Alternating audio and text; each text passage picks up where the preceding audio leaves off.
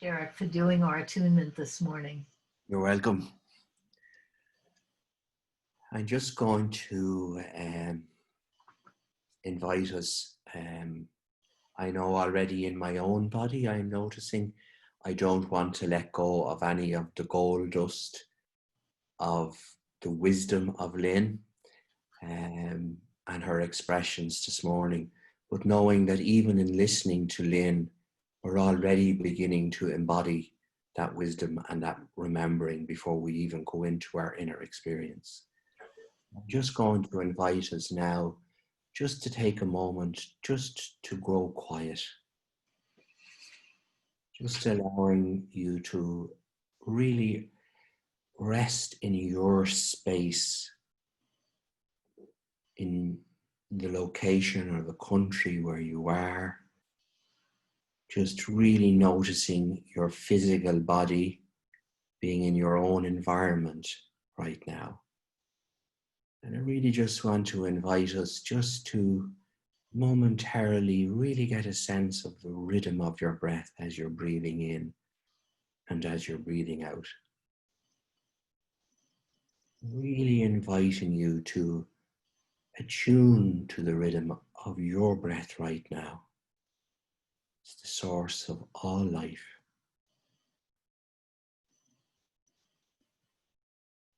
And just following it for a few moments.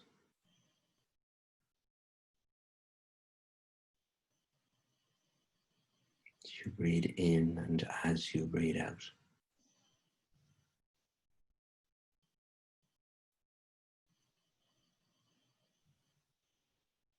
And just becoming aware of your whole physical being right now. Starting with your feet and the ground and the earth that is underneath your feet. That connection to the earth. Becoming aware of the bottom of your legs, moving up to your thighs, right up to your belly, torso, shoulders, neck and head. Down through your arms and right to your hands. Really becoming aware of your whole physical being. It's not just a physical being, it's way much more. Connecting with the physical living cells of our body that contain and hold all of our memories. Just really dwelling with your whole physical being right now. Just allowing it a few moments of your presence.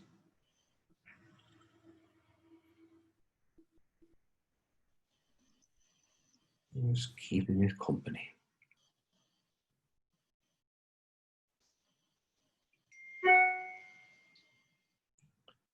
Now I'm going to invite you to allow your awareness to just naturally come back to your breathing again as you breathe in and as you breathe out.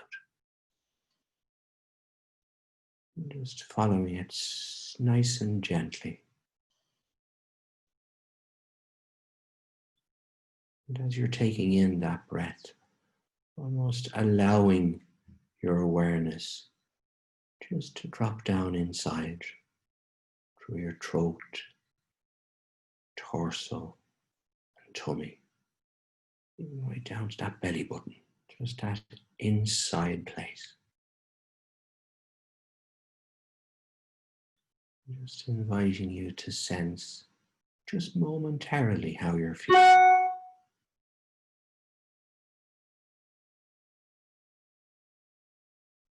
We're not going to get into that, we just want to get a whiff of it. Just how you're feeling freshly in this moment.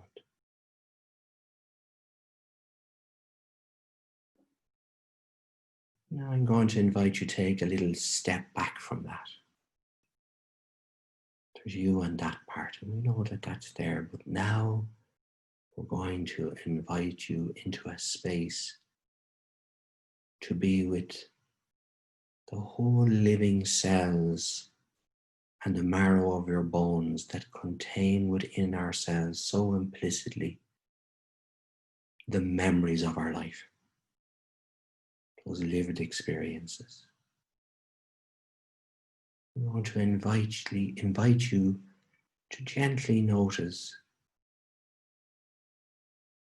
and allow to emerge from within your being and your body a time when maybe you were able to step through that little doorway that Lynn speaks of and have a sense of that more vast space.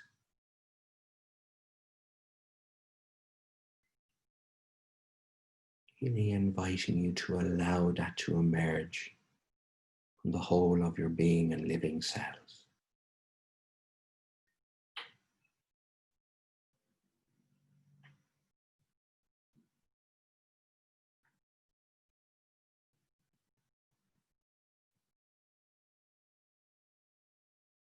Pausing to notice what comes as you do that.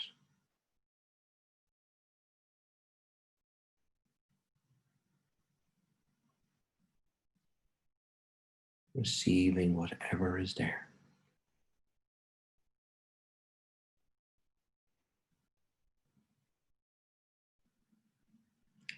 There's a sense of remembering and memory, really dwelling with that.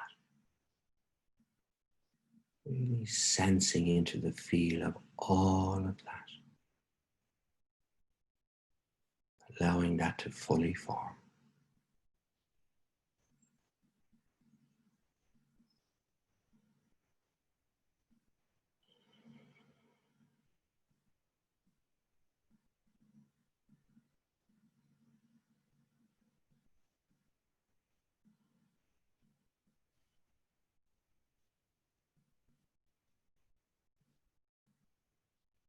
Noticing freshly how that feels now in this moment.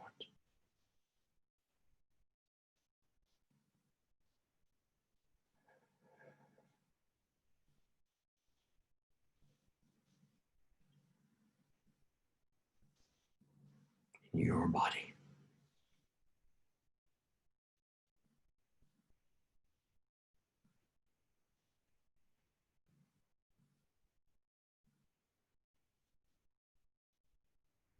Really creating that open stance to receive whatever it wants for you right now.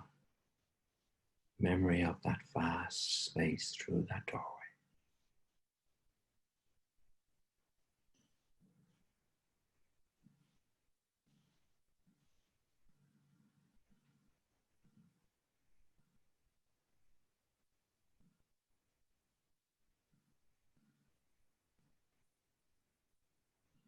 Maybe images, memories of different things, colors, whatever is there, really absorbing it.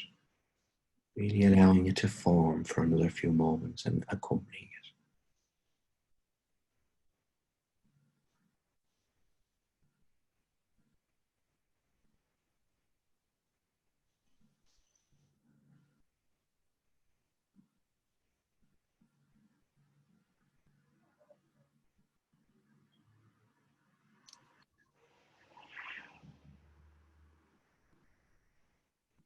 And just gently maybe marking that place to return to, having a sense of gratitude for this experience this morning. Return to that part of you later in our breakout groups, marking that if that fits. And then gently and slowly, going at your own body's pace and rhythm, allowing your awareness to come back more into your space and your environment, and then back into our virtual gathering and group.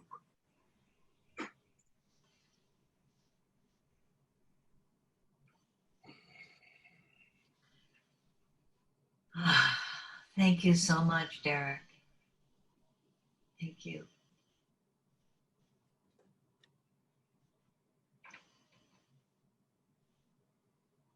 I love this experience of being able to share something with you and then having this wonderful opportunity with different people every week to experience something of it. What I was very aware of uh, in that moment, in that quiet time was that it isn't only memories of being in the what I'm calling the big space that are a doorway uh, into into this transcendent, large healing space, but any memory that comes to us that we enter into becomes rich with meaning. I think that it's the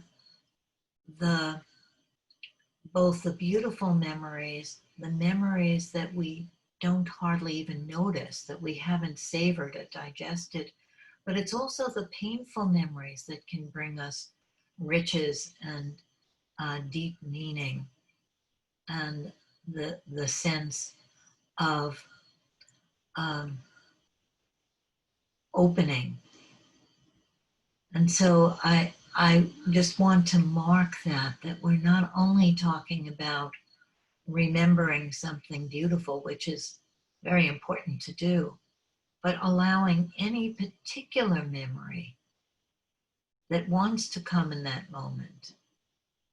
It's like a memory is also like a poem that brings us what we need to be digesting in that moment. So that was my comment. Let's see what anybody else's comments are. Isabel, I'm handing it over to you to um, recognize people. But everybody has been unmuted, and I think in the past people have just come forth and share, and that's okay. No need to acknowledge. I feel that people are responsible. Absolutely. I think Roberto might have wanted to say something. He was lit up. Uh, but anybody who has anything that you would share about this experience, not necessarily the memory, the particular memory that you'll share in the group, maybe with your other three people, but the experience of doing this or your experience of the role of memory in um, in bringing you through that little door. Hello. Hi. Hi. I had I had an experience of through the listening about memory and remembering some. So some memories came from a kind of a cluster of memories, and thematic cluster of memories from a particular painful time that is gotten, evoked it in this particular time of my life. And so I held that, and then when Derek was doing the attunement, and there were memories of that, of having gone through that larger space, and then kind of being able to embody that. Then there was a wonderful question that Derek asked, was about, does that's being in that space have something to say? And that space spoke to the painful memory and to the younger person who was in that, who was embodied in that memory, and that was quite powerful. Mm. Yes. Yeah. So it wasn't so much that the difficult traveling into the difficult memory took me to that doorway and through it, which has happened many times, but it was kind of like both of those, and then that remembering that big space had something to say to that constricted person inside those early memories. Thank you both. Yeah, thank you so much, Steve. Reminds me that in that big space and in the focusing door, time has a whole different quality. It's not time, and everything is there in the moment. And your younger self is there. And I love how we can be our younger selves and have the big space speak to our younger selves at that time, in that way. I love the idea that you can create a memory, that you can go back and give that little child a memory that, you know, that she would love, and then she can remember, you know, and I'm definitely gonna try that. I think that that's wonderful. That the memory is fluid. We can create a memory. Absolutely.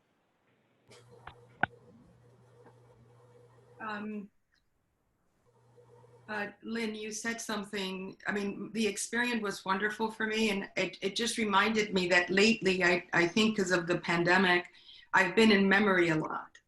And it's a quality of smell, like it's almost like I'll remember, and they're all good memories, like I'll remember like the flow of the experience, or the feeling good, or the love, or the smells.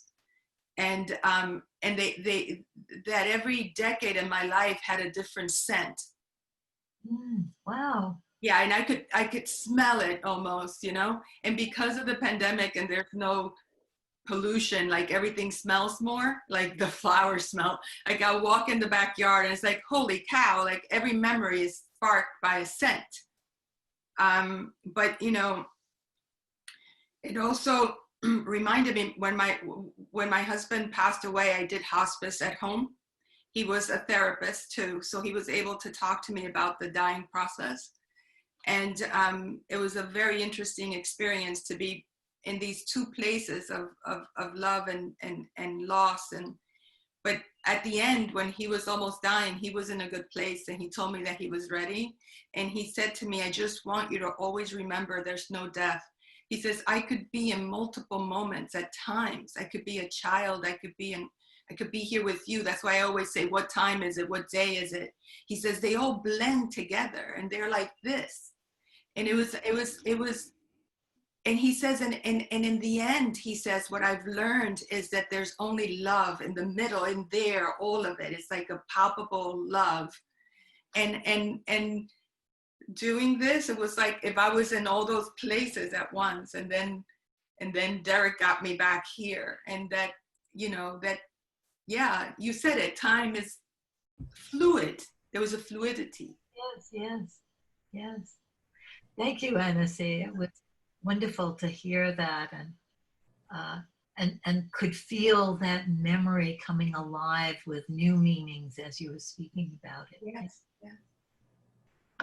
I want to share a really interesting or powerful coincidence. Is because I've been doing some projects on the topic of trauma and how a traumatized person can have that feeling of the relativity of time. So I feel like the time is only a concept, and it's only relevant. It's what we feel at that moment that defines where we are. And it's just really beautiful to see that reflected in the session today, because I was just writing about that a few hours ago. Thank you, Sally. No, that's amazing. Yeah. Hi, it's Sheila. I just really wanted to thank Nancy. I don't know how to say your name. It was beautiful. I came in a little late, but as soon as I heard the, going into memory, I wasn't remembering anything in particular, so I just had the thought, well, I can just kind of make up the best ones. And my mother recently passed away, so I've been having a lot of memories of her. And immediately, I smelled her Persian lamb coat and a certain perfume. And first my mind kicked in and was like, that's not exactly how it, whatever. And then I just thought, well, smell and scent you can make up parts, but it was so helpful to keep coming back to that freedom in a way. We don't have to try to remember, we don't have to force it, it's in ourselves. And I think you said it, like as soon as I got into the cellular memory or the experience in my body transcendent of time. A lot of other just quick images came. Then I went back, but I wanted the one with my mom, so I kind of went back to it. So I find the role of memory and imagination very interesting, and I just wanted to thank you for that. Yeah. Thank you so much, Sheila. That role of memory and imagination sort of go together in that way. And that was beautiful. Thank you.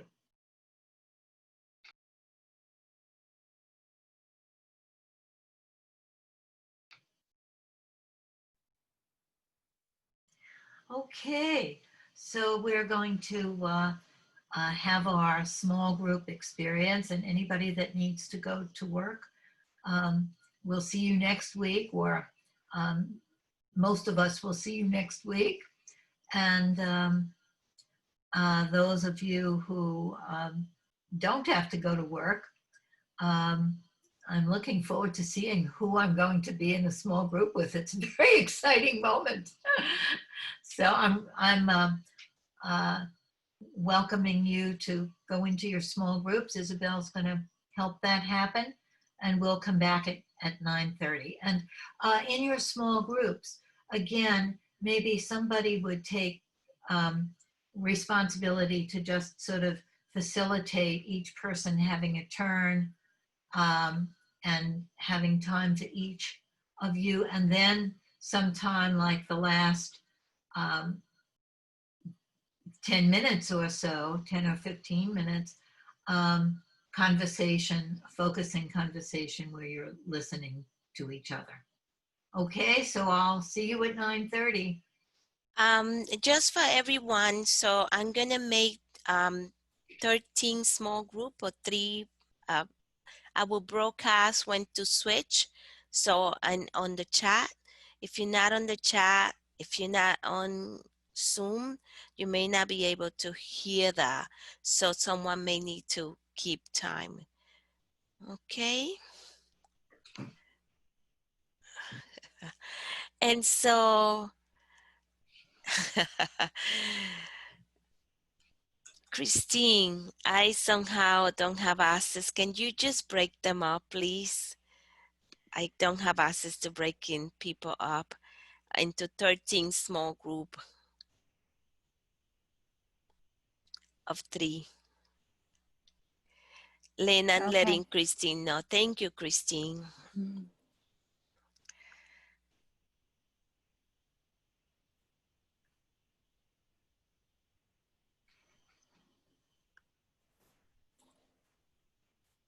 We're being assigned our groups. That's what's happening.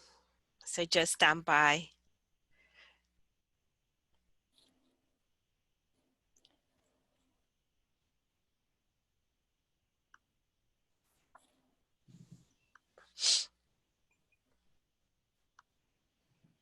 Am I needed? Are we both participants, Lynn? I think co-hosts? I think that's what happened. I think Lynn needs to make you host or me.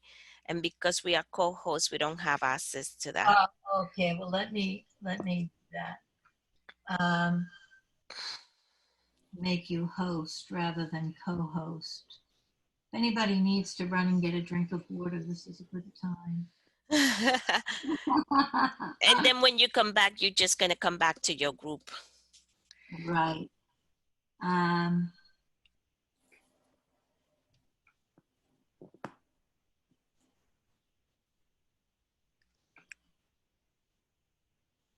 Okay. I made Isabel host.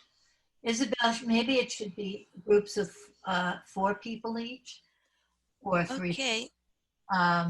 Says change host, whichever you think. Okay. So that should work. Alrighty, so let's see for It's oh my god. Maybe 3 is better. No, it's fine. Do it your way. Okay, I created 4. Here we go. Open a room.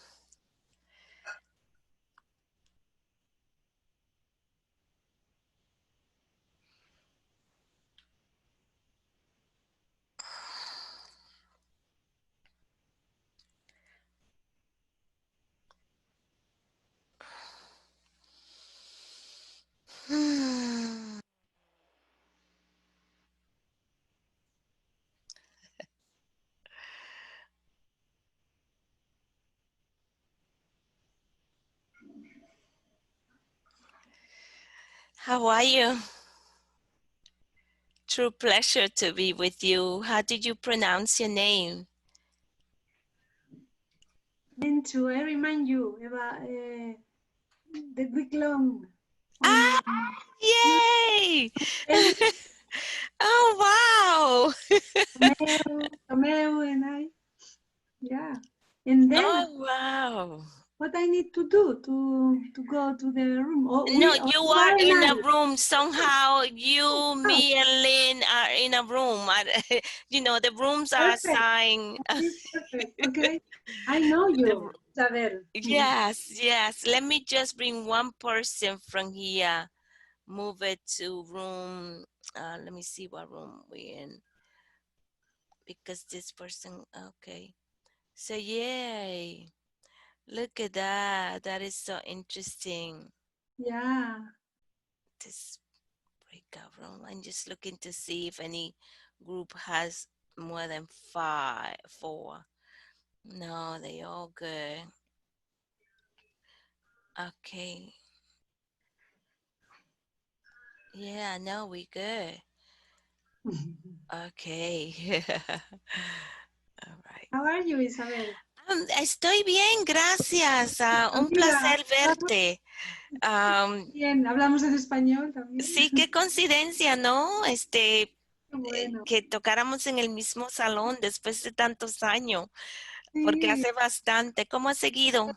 en el 2015. En el Sí, 2015. sí, sí. Ah, Hi, Lynn. Look, Randolph, we just assigned. Oh, isn't that exciting? Wow. And we're with Mintu. yes, I met you in Mexico, Lynn. Yes, I remember. From Spain. We Yes. went to Mexico, the last international focusing. Yeah, how exciting. I heard when I came back from getting my drink, I heard you speaking Spanish there. How wonderful. We want to have a help the helpers that's all in Spanish. So. Yeah, Spanish. Maybe you can do that. Yeah, Meant to. Yeah. I didn't mean to volunteer you. Well, maybe, yes, yes. If you're interested, Mintu, let us know, because it'd be wonderful to have one that's all in Spanish. Yeah. I would love to collaborate with you, and maybe even Linda from Force. Yeah. So maybe the three of us. Oh, that would be so wonderful. Wow. We're creating something we're supposed to be remembering, but we're creating something new to experience the memory of the future somehow. Oh, wow. Manju, could you be our facilitator and just call on each one of us and help our little group? Yeah. Like to speak. Who would you like to hear from first? How do you? I don't hear.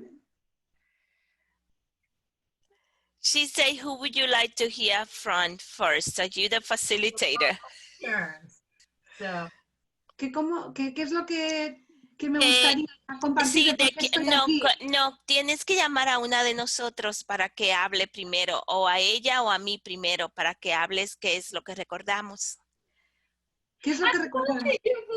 Okay, Isabel. Okay, Lynn. You want Lynn? Oh, okay. Go ahead first. The experience that I had, I was thinking that I wanted to remember a moment of that feeling of being in the big space. But what I remembered was yesterday going into the city, and my friend had been in charge of looking after my apartment and watering the plants. And when I came in, the apartment seemed abandoned. I mean, of course, because I was there for 2.5 months, but my plants were mostly all dead. And it pain. it felt so symbolic also, and I love those plants.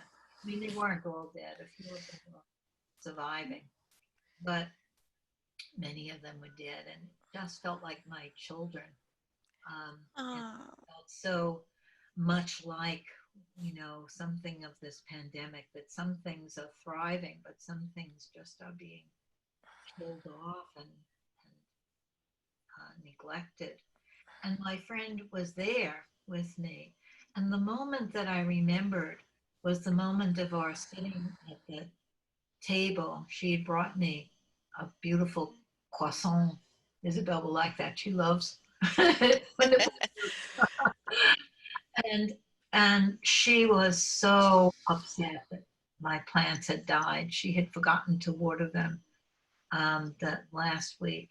And it was the moment of our looking at each other. She was had tears in her eyes, and I was feeling just devastated in that moment. And it was a moment of pain and love and complexity and forgiveness. And it seemed so important that we connect about this, and not that she feel blamed, but that I didn't have to hide my real feelings about it. I couldn't hide my feelings. It was a moment of complex connection. And when I remembered that moment, it brought all of the meanings of that event, of the symbolism as well as the reality of my plants having not been watered and having died, and the need to connect, not to blame, and the love and the pain that would go together there. And the gratitude for the croissant and for the care at the same time. So it was a way of digesting this whole experience. Mm. Thank you, Lynn. Oh, You're welcome.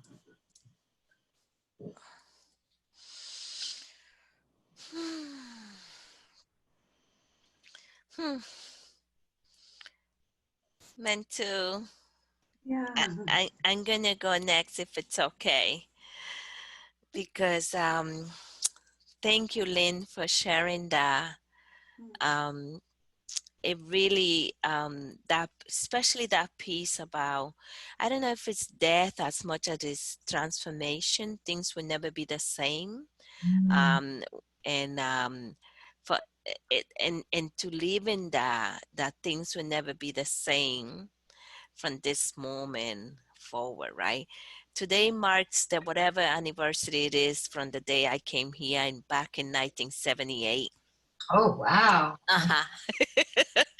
And it's so, and it's a sort of remembering for me, because you know things were never the same. Although I was 12 um, when I came here, and a lot has happened, but there's something at the core that has remained, though. And so I remember that day as if it was today. It was such a beautiful and sunny day, and I remember exactly what I was wearing um, that day, and my mom and my dad and their friend picking me up from the airport. And now I live very close to the airport, but it's that memory of just like coming into the newness of this country, and driving from the airport to the Bronx, and the difference and contrast between, where we were coming from and where I landed in the Bronx back in 1978 was a decade of fire in the Bronx and other places of the city. It's a lot of economic, and it feels, so that's a remembering of in this moment for me of how that felt, the gloominess, the sort of like despair as to how somehow it feels now. And yet from that, I know that I survive and that I'm here and that I progress and that so it feels like it's helpful to connect with that time and know that it will all be okay. And so that's how this came for me today, while we were doing this, the attunement. How old were you, Isabel? When I you was 12. I was 12. goodness. I was gonna turn 13 in December, but it was just such an amazing moment because culturally, I was coming here and I was speaking the language. I was gonna start high school in September. So there was a lot of newness in the in the transformation. There was also a lot of newness and beautiful changes. I was coming to be with my mom and dad, you know, and this is how it feels now, that there's something bigger than what I can understand about this moment in terms of transformation. Because when we say transformation, is that it can never be what it was. Yeah, yeah. That, so it's not change, it's a transformation. So just want to express deep bows of gratitude to Mentu, who I met at the week long in 2015. She just reminded me of, and we were in small group together a lot, and we talked a lot, and we share a lot. So thank you. I have good memories about Isabel. Yeah. Thank you. Yes, yes. It's, Okay. it's Thank you for striking that moment of the dreariness, but then that led to this transformation. And I guess you knew that nothing would be the same. Yeah, yeah.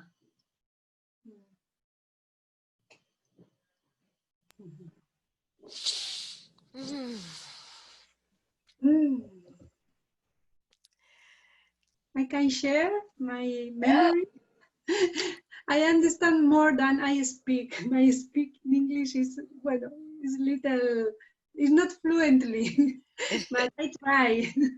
You're doing a great job. If you want to, you can speak in Spanish, and Isabel will tell me, we'll translate.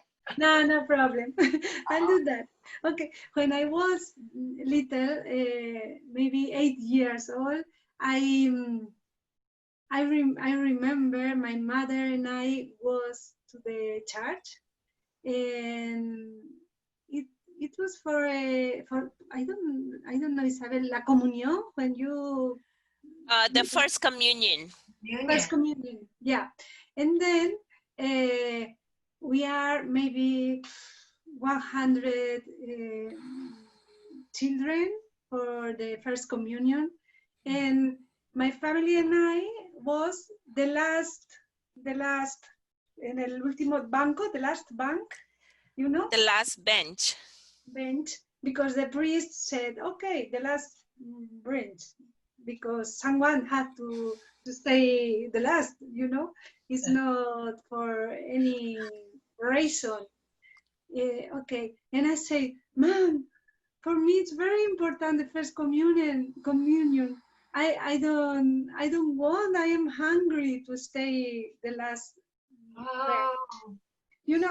I feel like, oh, I don't see, because I was little, and I said, I don't see, it's a very big, for me, place. It's a very big place. And then my mom said, I felt angry with the situation.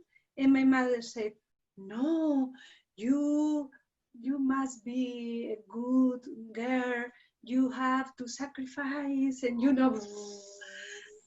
I feel like a guilty. Oh, I am not worthy to take the first communion. I am not worthy. I am very bad girl. And after you know, after many years after, I said, okay, when I was maybe 18 years old, I said, okay, I was invisible from my mother. You know, before I said, no, it's me that I'm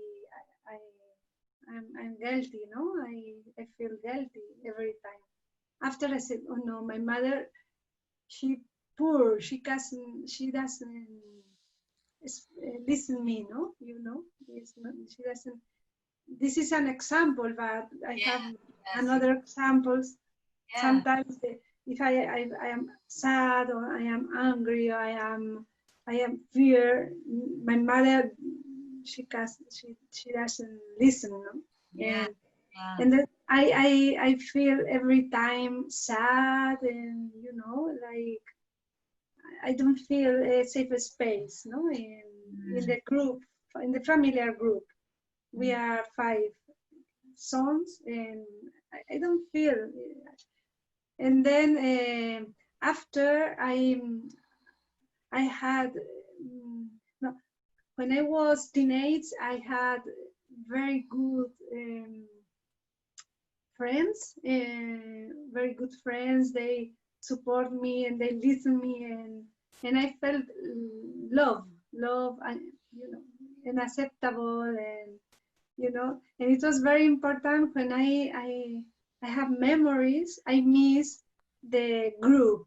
I need the group, you know, because myself grow, and you know, my mother, poor mother, she doesn't know how to listen me, and no, not only me, you know, is they are not she's not prepared for these feelings.